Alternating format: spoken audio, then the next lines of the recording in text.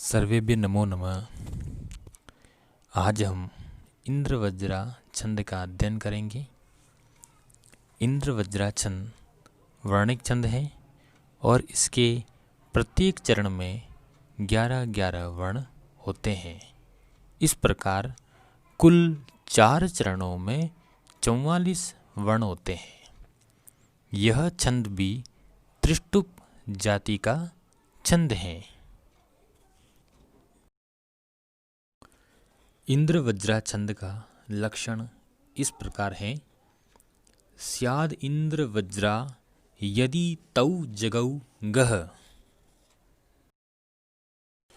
अर्थात इंद्रवज्रा छंद के प्रत्येक चरण में क्रमशः तौ का अर्थ है 2 तगण, जगौ फिर 1 जगण, गौ गुरु, गह गुरु।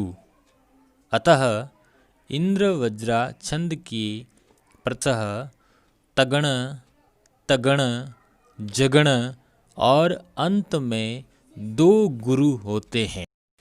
इंद्रवज्रा छंद समवर्ण वृत्त है, अर्थात वह छंद जिसके चारों चरणों में वर्णों की संख्या एक समान होती है उसे समवर्ण वृत्त कहते हैं। जैसे इंद्रवज्रा छंद, उपेंद्रवज्रा छंद, अनुष्टुप इत्यादि। तगण का चिन्ह है गुरु, गुरु, लघु और जगण का चिन्ह है लघु, गुरु, लघु। प्रत्येक छंद का लक्षण स्वयं लक्षण पर भी घटित होता है। अतः हम इंद्रवज्रा छंद के लक्षण पर लक्षण घटित करके देखेंगे। लक्षण है स्यादिंद्रवज्रा यदि तौ जगौ ग। सर्वप्रथम हम इसमें वर्णों की गणना करेंगे।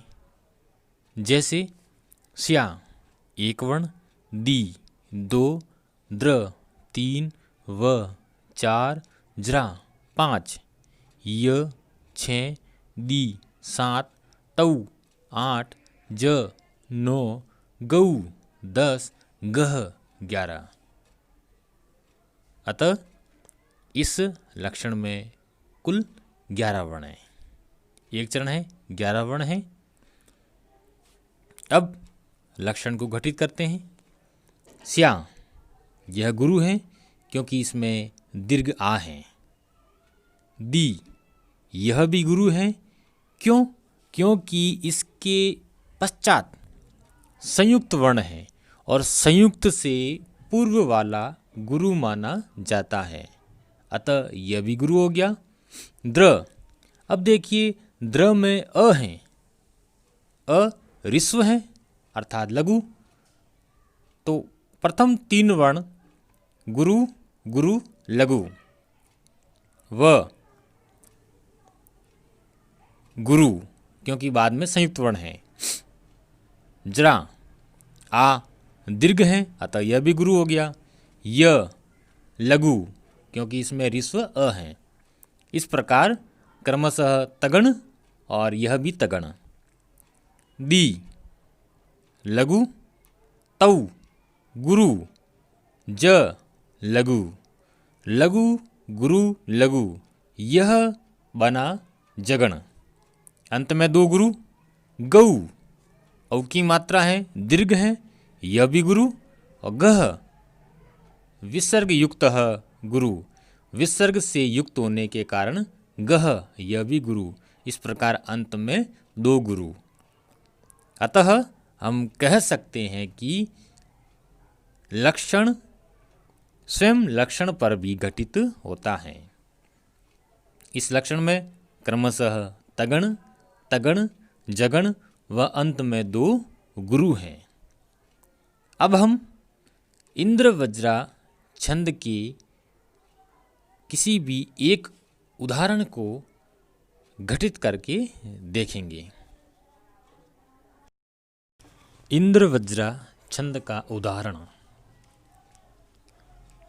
अर्थो ही कन्या परकीय एव तामद्य संप्रेष्य परिगृहीतु जातो ममायं विशदः प्रकामं प्रत्य अर्पित न्यासः इव अंतरात्मा। यह इंद्र वज्रा छंद का उदाहरण है। कुल 4 चरण हैं और चारों चरणों में 11-11 वर्ण हैं। प्रथम चरण है अर्थो ही कन्या परकीय एव। अ गुरु है क्योंकि बाद में संयुक्त वर्ण है। थो ओ दीर्घ है अतः यह भी गुरु हो गया। ही ऋस्व ई है अतः यह लघु हो गया। इस प्रकार प्रथम 3 वर्ण तगण। क यह गुरु है क्योंकि बाद में संयुक्त है। या इसमें दीर्घ आ है अतः यह भी गुरु। प इसमें ऋस्व अ है यह लघु। इस प्रकार यह बना तगण। फिर र लघु है क्योंकि इसमें ऋस्व अ है। की दीर्घ ई है अतः गुरु। य ऋस्व अ है अतः लघु। इस प्रकार यह बना जगण। अंत में ए यह गुरु क्योंकि दीर्घ है। व यह लघु है किंतु लक्षण के अनुसार हमें गुरु की आवश्यकता है। अतः नियमानुसार किसी भी चरण के अंत में वर्ण को विकल्प से लघु या गुरु माना जा सकता है। अतः हम अंतिम ऋस्व व को लक्षण के अनुसार गुरु मान सकते हैं। इस प्रकार अंत में 2 गुरु होने से प्रथम चरण में इंद्र वज्रा छंद का लक्षण पूर्णतः घटित होता है। दूसरा चरण है तामद्य संप्रेष्य परिगृहीतु। ता गुरु है। म यह भी गुरु है क्योंकि इसके पश्चात संयुक्त वर्ण है। द्य अब द्य जो है उसमें ऋस्व अ है अतः यह लघु हो गया। तो इन 3 वर्णों में गुरु गुरु लघु इस क्रम से यह हुआ तगण। स गुरु क्योंकि बाद में संयुक्त हैं। प्रे यह गुरु क्योंकि इसमें दीर्घ ए है और बाद में संयुक्त है। दोनों दृष्टि से यह गुरु। यह लघु है क्योंकि इसमें ऋस्व अ है और बाद में कोई संयुक्त वर्ण भी नहीं है। इस प्रकार यह तगण। प लघु। री यह गुरु क्योंकि बाद में संयुक्त है। ग्र यह लघु। इस प्रकार लघु गुरु लघु यह बना जगण। ही यह गुरु क्योंकि इसमें दीर्घ ई है। तू इसमें विसर्ग के कारण यह गुरु। तो अंत में क्रमशः 2 गुरु। इस प्रकार द्वितीय चरण में भी क्रमशः तगण तगण जगण व अंत में 2 गुरु होने से यह इंद्र वज्रा छंद का लक्षण। जातो ममायं विशदः प्रकामम।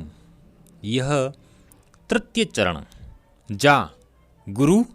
तो गुरु क्योंकि दोनों में ही दीर्घ मात्रा है। म यह लघु है क्योंकि इसमें ऋस्व अ है। इस प्रकार यह बना तगण। मा गुरु। यम यह भी गुरु क्योंकि इसमें अनुस्वार है। अनुस्वार वाला भी गुरु माना जाता है। वी ये लघु है क्योंकि इसमें ऋस्व ई है और बाद में कोई संयुक्त वर्ण भी नहीं है। इस प्रकार यहाँ भी बना तगण। स लघु क्योंकि ऋस्व अ है। दह ये गुरु है क्योंकि इसमें विसर्ग है और विसर्ग युक्त गुरु। प्र ये लघु है क्योंकि जगण। का गुरु क्योंकि दीर्घ आ है। मम म और अनुस्वार है यह भी गुरु। इस प्रकार क्रमशः तगण तगण जगण व अंत में 2 गुरु और कुल 11 वर्ण हैं, अतः यहाँ पर भी इंद्र वज्रा छंद का लक्षण घटित हुआ। अंतिम चरण है प्रत्यर्पित न्यास इव अंतरात्मा। अब यहाँ देखिए, प्र यह गुरु है क्योंकि बाद में संयुक्त वर्ण है। यह भी गुरु है क्योंकि बाद में संयुक्त वर्ण है। देखिए पी के ऊपर र की मात्रा है अर्थात संयुक्त है, इसलिए पूर्व दो वर्ण क्रमशः गुरु गुरु।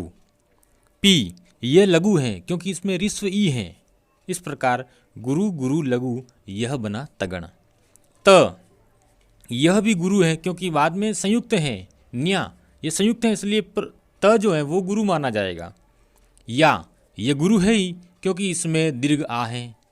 स ये लघु है क्योंकि ऋस्व अ है और बाद में कोई संयुक्त वर्ण भी नहीं है। इस प्रकार क्रमशः तगण और तगण यहाँ बने। ई लघु, वा गुरु, त लघु यह बना जगण। और अंतिम रा त मा। रा यह गुरु है क्योंकि इसमें दीर्घ आ भी है और बाद में संयुक्त वर्ण भी है। मा इसमें दीर्घ आ है इसलिए ये गुरु है। इस प्रकार अंत में दो गुरु। तो चतुर्थ चरण में भी क्रमशः तगण तगण जगण व अंत में दो गुरु होने से यह भी इंद्र वज्रा छंद का लक्षण है। इस प्रकार चारों चरणों में इंद्र वज्रा छंद का लक्षण पूर्ण रूप से घटित होने के कारण हम कह सकते हैं कि यह अभिज्ञान शाकुंतलम का श्लोक इंद्र वज्रा छंद का उदाहरण है। सर्वेभ्यः नमो नमः, धन्यवादः।